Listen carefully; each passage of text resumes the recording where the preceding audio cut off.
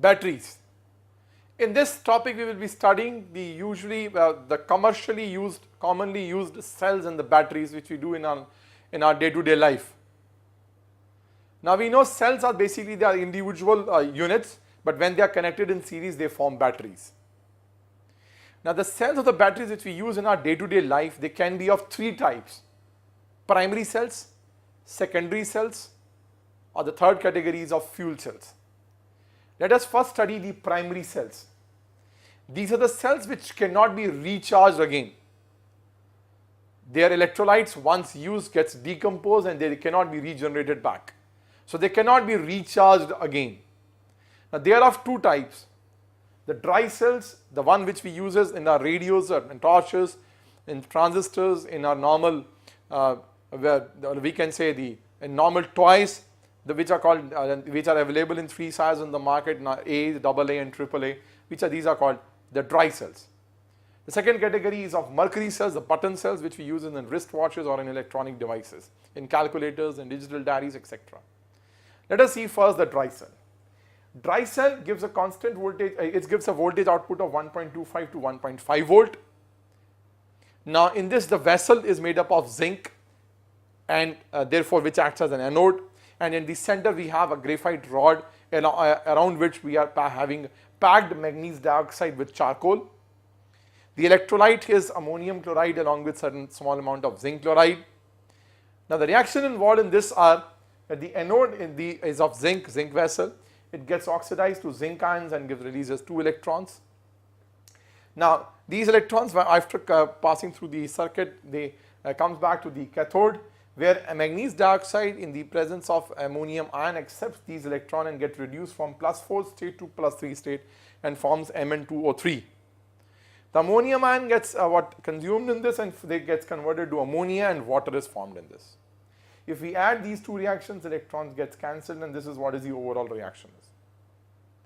Now the problem with this cell is this: it shows two types of problems. It shows potential drop.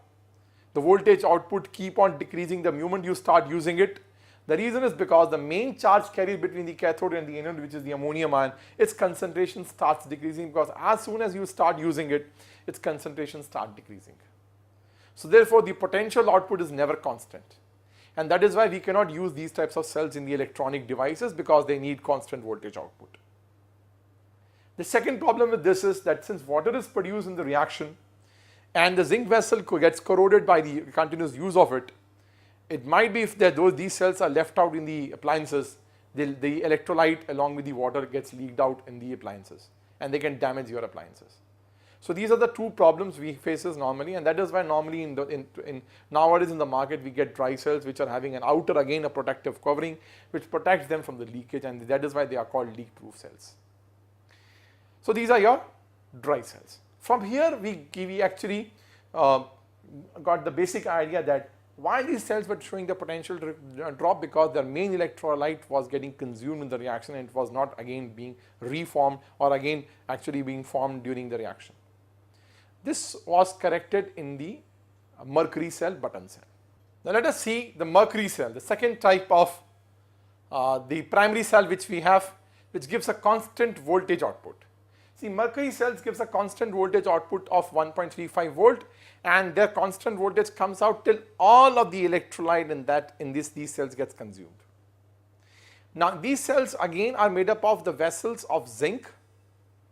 At the center we have a graphite rod which acts as a cathode electrode, and the electrolyte mainly used is this, and the species which is getting reduced is the one which is actually mercury oxide.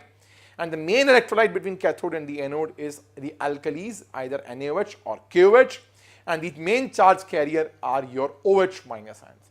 So the vessel is of zinc, the species which is getting reduced is mercury oxide, and the main electrolyte are your hydroxyl ions, OH minus ions. Now what happens at anode? The zinc vessel, in the zinc combines with the OH minus ions, gets oxidized to zinc oxide, forms water and releases 2 electrons.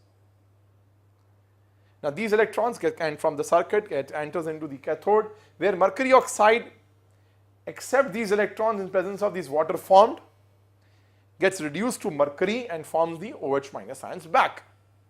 So the number of OH ions consumed are equal to the number of OH minus ions which are formed, so they get cancelled.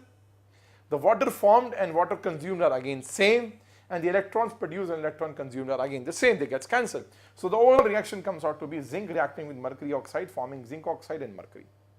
What we find in this cell is that the main electrolyte OH minus ion, which is the main charge carrier in the cell, their concentration remains same. So that is why there is no potential drop problem, and the cell gives a constant voltage till all the mercury oxide gets converted to mercury. And that is why we can use these cells in our electronic devices like hearing aids, in digital diaries, in your wristwatches, etc. So this is the advantage of this one.